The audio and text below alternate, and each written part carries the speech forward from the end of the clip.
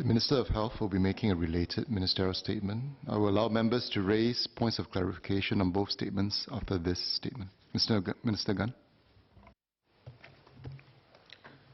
Mr. Speaker, sir, thank you for allowing me to make this statement on the Committee of Inquiry into the cyber attack on SingHealth's IT system. The healthcare system's foremost priority is our patients' well-being. And this encompasses not just safe and effective care, but also the protection of their personal data. We, the healthcare family, have a responsibility to our patients to ensure both these aspects. The cyber attack on SingHealth's IT system has resulted in the data of a large number of patients being illegally accessed. Once again, I apologize to our patients on behalf of our healthcare family, and we are deeply sorry. Minister Iswaran has provided a summary of the COI's findings and recommendations. I would like to thank the Committee of Inquiry for its comprehensive work and detailed findings on the incident. I agree with the COI that we were lacking in several areas. Some of our IT personnel did not have sufficient levels of cybersecurity awareness, training and resources to respond to the attack. Certain staff with key roles in IT security incident response failed to take essential actions, resulting in missed opportunities to prevent the attack or minimize its impact. There were vulnerabilities in our IT system that were exploited by the attacker. Examples include servers that were not adequately secured against unauthorized access, and weak passwords and administrative account controls. There were gaps in the management of IT assets, compliance with security policies, as well as inadequate remediation of known system vulnerabilities. The public healthcare family needs to do much better. I welcome the COI's wide-ranging recommendations. These have been touched on by Minister Iswaran, so I will not go through in detail. I will instead focus on healthcare families' responses and follow-up actions. The COI findings and recommendations will play an important role in guiding our actions and our cybersecurity direction going forward. Following the discovery of the cyber attack, IHIS implemented several measures to tighten cybersecurity. These included creating firewall rules to block further malicious callbacks to the suspected command and control servers, reloading servers with clean images to eliminate any remaining presence of the attacker, disabling the tool used by the attacker to enter the network, implementing temporary internet surfing separation or ISS for the public healthcare sector, accelerating the deployment of Client Advanced Threat Protection or ATP to public healthcare servers and endpoint devices. ATP identifies threats based on the techniques used by more advanced threat actors and is better able to detect customized hacking tools designed to bypass conventional defenses. IHIS has also improved incident response processes and SOPs with clearer channels of reporting and escalation criteria. Subsequently, in November 2018, IHIS announced further measures which are being implemented progressively across public healthcare agencies. Let me highlight a few key ones. Data activity monitoring, or DAM, has been implemented for the SingHealth electronic medical record database. DAM provides more comprehensive alerts and blocks database inquiries from unauthorized sources. DAM will be extended to the electronic medical record databases of all the other healthcare clusters by mid-2019. IHIS has strengthened the security of domain controllers by limiting login access and requiring two-factor authentication for administrative access. This has been fully implemented. In assessing and developing these measures, IHIS had benefited from the inputs and advice of the Cybersecurity Agency, CSA, and I would like to record our thanks for CSA's support. Parallel measures were also taken by SingHealth in patient engagement. SingHealth took steps to contact more than 2 million patients and successfully reached around 97% of them. These include all patients who visited SingHealth specialist outpatient clinics and polyclinics from the start of 2015 to the attack, including those whose data were not accessed in order to reassure them. SingHealth has since also taken steps to improve the accuracy of patients' contact information for better patient engagement. For example, it has identified patients without valid contact details so that staff can update the patient's contact details at their next visit. Since November 2018, SingHealth has been sending SMSs to all patients on the day of their outpatient appointments to remind them to approach counter staff to update contact details if there are any changes. SingHealth will be sharing their learning points with the other clusters, and we will be making similar improvements across public healthcare institutions. On our part, the Ministry of Health has initiated independent security reviews on key public healthcare IT systems to identify vulnerabilities and recommend measures to address them. At a broader systemic level, MOH has appointed a cybersecurity advisory committee to conduct a horizontal review of the cybersecurity governance structures and processes across the public healthcare clusters and IHIS. The committee is chaired by Professor Tan Chuo Chuan and comprises industry experts. It is supported by independent consultants from KPMG. The committee has just submitted an interim update to me on the findings and recommendations. We will be studying these closely and will start pursuing key interim proposals even as the committee continues its work. Beyond our own plans and efforts, the COI report has provided us valuable inputs and useful recommendations. We will follow up on them, but I will highlight our thinking and plans in response to some of the key recommendations. First, enhancing governance and organizational structures. The COI has recommended that we enhance our security structure and readiness across IHIS and the public healthcare institutions. We need to better organize and govern our cybersecurity oversight and efforts and give cybersecurity considerations more weight in decision-making. It is an important area that is also being reviewed by the Cybersecurity Advisory Committee I mentioned earlier. The CAC has highlighted the need for clearer cybersecurity risk ownership and accountability between IHIS and the public healthcare clusters, underpinned by a strong relationship to avoid fragmenting our healthcare IT strategy.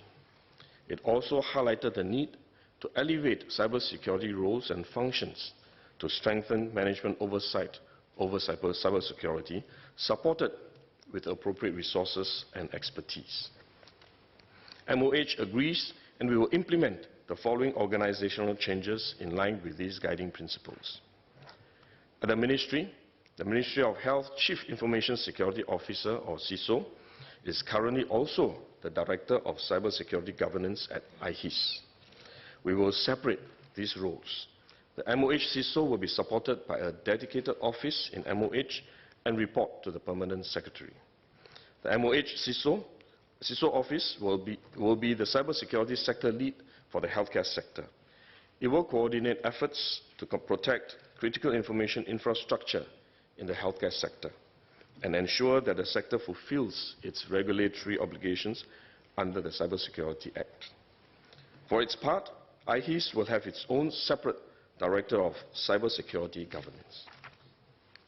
At the clusters, the Cluster Group CIO office will now be made fully accountable to the respective cluster management and boards.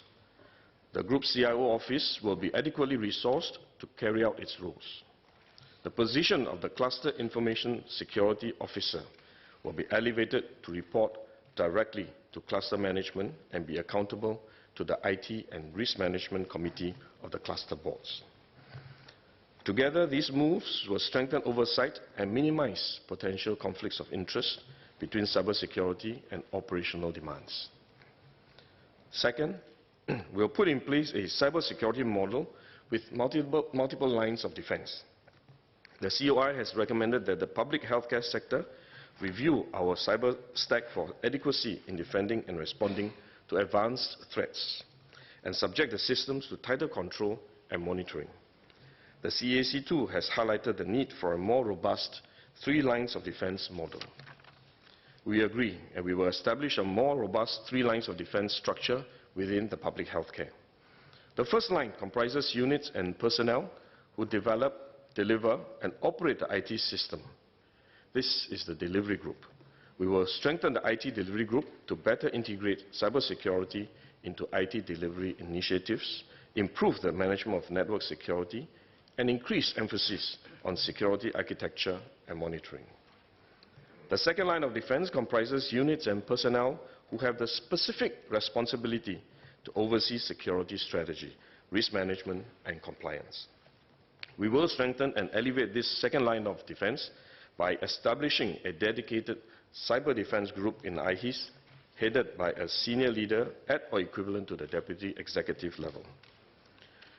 The strengthened group will have independent oversight of cybersecurity, implementation, compliance, and risk management, and will oversee incident reporting and management. This will ensure that cybersecurity is managed at the senior management level and an appropriate balance is struck between service delivery and cybersecurity considerations. The third line of defense comprises checks and assurances independent of IHIS and our healthcare clusters, and independent of the first two lines of defense. MOH Holding Group internal audit will continue to play this role. We also intend to commission and tap on independent third parties where appropriate. These changes will make our public healthcare system more resilient and robust against emerging and evolving cyber threats. Third, we will improve our staff's cybersecurity awareness and capacity. The COI has made several recommendations in this area. We agree that the people element is foundational and critical to our cyber defenses. Every user needs to be trained and equipped to understand the important role that they play in cyber defense.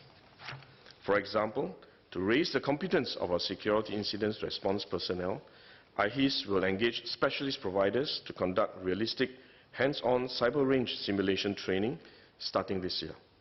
This will augment the classroom discussion style tabletop exercises currently conducted for security incident response personnel. We will also tap on the expertise of wider cybersecurity community to test our system. IHIS intends to learn from GovTech's bug bounty and vulnerability disclosure programs and start similar efforts.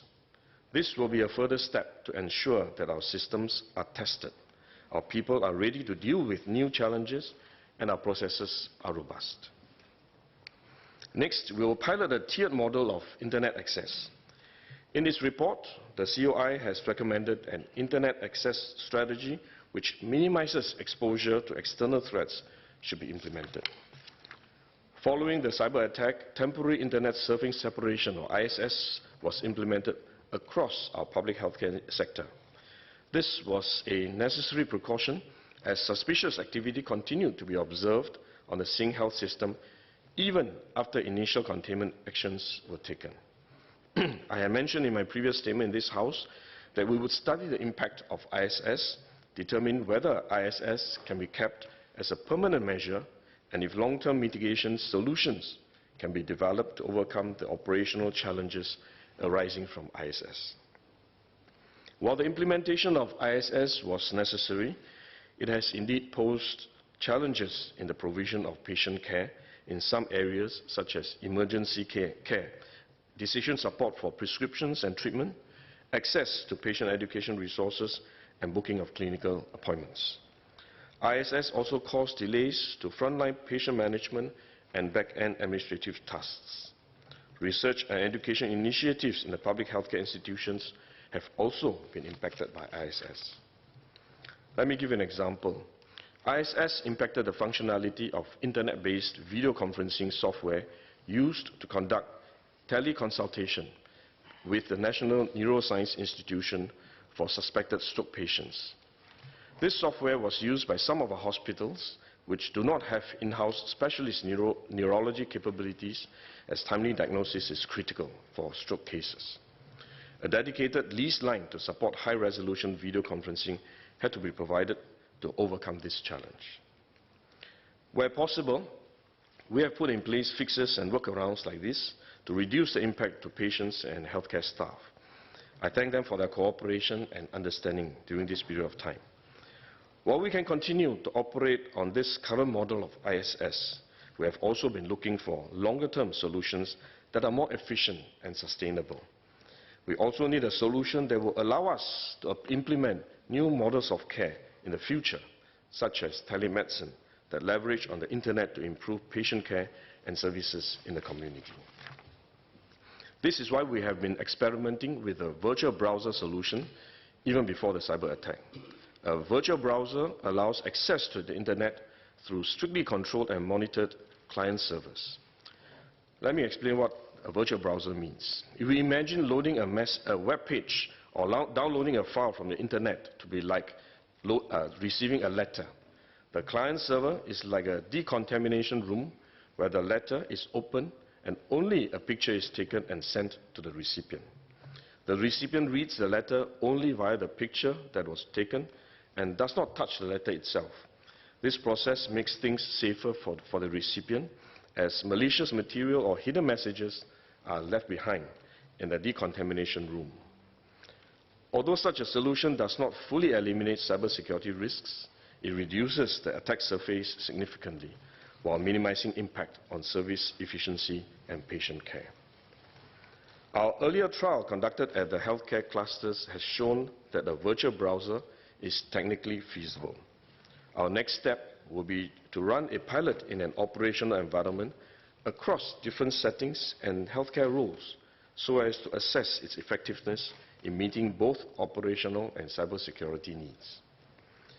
If the virtual browser is found to be effective, we envisage putting in place a tiered model of internet access among our healthcare staff in the longer term. For some job roles, internet access would not be required. For example, administrative staff handling certain back-end tasks may not need internet access for their routine work, and these staff will not be provided by internet access. For a number of job roles, internet access is required, but can be managed through the use of separate internet and non-internet facing devices. This will likely be the case for the majority. ISS will remain for this group, and they will have access to the internet via a separate device. We will further improve our current arrangements so as to make it more convenient for this group of users. For some, access to internet and intranet systems on the same device is essential. This group could include clinicians who need to access the internet for information from clinical reference databases and match them urgently against patients' electronic medical records, such as information on new and complex drugs or obscure toxins. The virtual browser may be the best solution for this group. The pilot will begin in this quarter at the NUH systems, National University Health Systems. Virtual browsers will be deployed in selected job functions at selected departments and clinics. Some of the job roles participating in the pilot include frontline pharmacists and emergency department clinicians. Apart from this small group of pilot virtual browser users, all other public healthcare staff will remain on ISS for now. The conduct and evaluation of the pilot is expected to take about 6 months. We will work closely with CSA to assess the cybersecurity adequacy of the solution. We will also evaluate the effectiveness of the virtual browser. This will enable us to make a more considered decision on our internet access model in public healthcare. Earlier, I mentioned that we have also started independent security reviews of other key public healthcare IT systems. One such system being reviewed is the National Electronic Health Record System, or NEHR. Over the past few months, the NEHR has been undergoing a series of cybersecurity assessments conducted by the CSA, GovTech, and independent firm PwC. These covered technical architecture design and existing cybersecurity measures. In addition, we are completing a series of penetration tests to uncover any security vulnerabilities against cyber attacks. The NEHR system will be subject to further testing and reviews, including exercises to test its defenses against targeted attacks, as well as business continuity and disaster recovery plans. I informed this House in August that we would be deferring plans for mandatory contribution of patient medical data to the NEHR. As the NEHR is an important large-scale national system, we want to be fully assured that all the necessary safeguards are in place to handle the evolving cybersecurity threat landscape. We will therefore proceed with the introduction of the Healthcare Services Bill first and continue to defer the NEHR mandatory contributions until we have completed these reviews. Even as we conduct the reviews, IHIS will implement further enhancements to strengthen cybersecurity of the NEHR system. And these include software and application upgrades, additional preventive and detection measures, and enhanced process and technical controls. Mr. Speaker, sir, the COI has identified inadequacies in specific individuals employed by IHIS in preventing and responding to the cyber attack. The IHIS board has appointed an independent HR panel to examine the roles, responsibilities, and actions of specific individuals involved and recommend the appropriate actions to be taken. The panel was chaired by an IHIS board member and comprised 2 other members from the public and private sectors with relevant HR and IT expertise. In assessing the appropriate HR actions, the panel considered whether the officers had acted in accordance with their job responsibilities. It also considered whether the officers' action or inaction had contributed directly or indirectly to the outcome. The panel has submitted its recommendations to the IHIS board, and the board released its decision on this matter yesterday. To recap, 2 IHIS staff, the team lead of the Citrix team and the Security Incident Response Manager, were found to be negligent and non-compliant of orders. While the Citrix team lead had the necessary technical competencies, his attitude and approach to management of servers introduced unnecessary and significant risks to the system. He could have mitigated the impact of the attack if he had enforced proper compliance and exercised effective management of the servers. The Security Incidents Response Manager persistently held a mistaken understanding of what constituted a security incident and when a security incident should be reported. His passiveness, even after repeated alerts by his staff, resulted in missed opportunities which could have averted or mitigated the impact of the cyber attack. Their behavior has significant security implications and contributed to the unprecedented scale of this incident. The employment of the Citrix team lead and the Security Incident Response Manager have been terminated. Financial penalties were imposed on 2 middle management supervisors who are accountable as supervisors of the staff that were terminated. A cluster information security officer was found to have a wrong understanding of what constituted a security incident and failed to comply with IHIS incident reporting procedures. The board decided to demote the cluster information security officer and reassign him to another role. Let me now come to the IHIS senior management team. As a senior management team, they hold collective leadership responsibility over the organization and the incident. And they know this. IHIS CEO wrote a letter to me in December. In his letter, he expressed disappointment that he and his IHIS colleagues were not able to prevent or respond better to the cyber attack. He apologized for the incident. He and members of his senior management team acknowledged their collective responsibility. The CEO expressed that he would accept whatever the IHIS board may decide for him. The IHIS board has decided to impose a financial penalty higher than that imposed on the middle management supervisors, on the CEO and 4 other members of the IHIS senior management team, and they have all accepted the penalty. I have emphasized to the IHIS CEO and his senior management team to learn from this episode and lead the organization and its staff through the recovery and rebuilding. I expect them to do their utmost to remedy the shortcomings and help the public healthcare family emerge stronger so as to win back public trust. MOH and the rest of the public healthcare family will render them our full support. The COI did not identify lapses in specific individuals that are employed by SingHealth. However, SingHealth recognizes its duty to its patients and its responsibility as the owner of the database system. The SingHealth senior leadership, including the group CEO, has volunteered for a financial penalty which the board has accepted.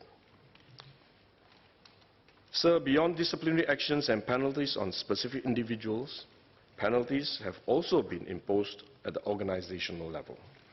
Earlier, Minister Iswaran had shared that the Personal Data Protection Commission, or PDPC, has completed investigation into the incident. PDPC has decided to impose financial penalties on IHIS and SingHealth, which comes to $1 million in total. This is the highest penalty meted out by PDPC to date. IHIS and SingHealth have accepted PDPC's decision and penalties. This is the right response. Mr. Speaker, sir, in the COI report, several IHIS officers were commended for their diligence in handling the incident beyond their job scope and responsibilities. They were proactive and demonstrated resourcefulness in managing the cyber attack. The IHIS board has presented letters of commendation to 3 IHIS staff from the database management team, SCM production support team, and security management team, respectively. Each of them showed commitment to serve and had the persistence to get to the bottom of things. I'm glad that their contributions have been recognized. I would also like to acknowledge members of our public healthcare family who have worked hard together to ensure patient care is not compromised by this incident.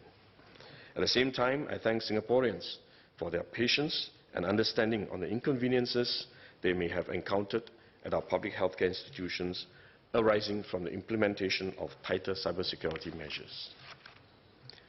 Mr. Speaker, sir, I have sketched out the responses of the public healthcare family to the SingHealth data breach and the COI report. The public healthcare family will ensure that priority and attention is given to the implementation of COI's recommendations as well as the cybersecurity initiatives that the public healthcare system has embarked on. We are organizing our efforts into 6 key work streams spanning technical measures, cybersecurity policy, organizational structures, governance enhancements, management of critical information infrastructure, and patient engagement. Senior management and key personnel from MOH, IHIS, and the healthcare clusters will lead these efforts. They will report their progress regularly to the Healthcare IT Steering Committee, chaired by my Permanent Secretary. The Steering Committee will oversee the implementation and closely monitor its progress.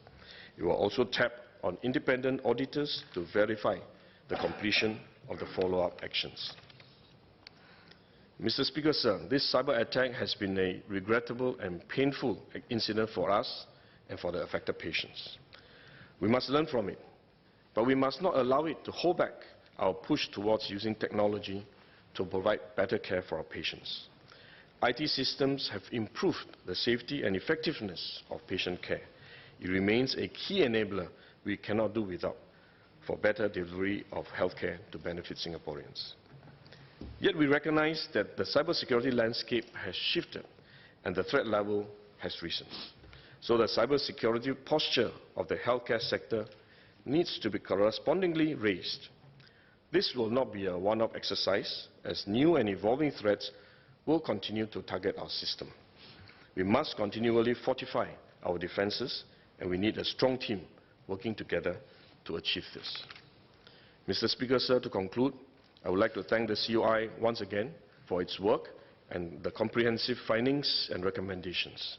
We in the public healthcare family will take guidance from the COI report and strengthen our systems and capabilities. We must and we will emerge with stronger cyber defenses. This will be the most fitting way to fulfill our responsibilities to our patients. Thank you.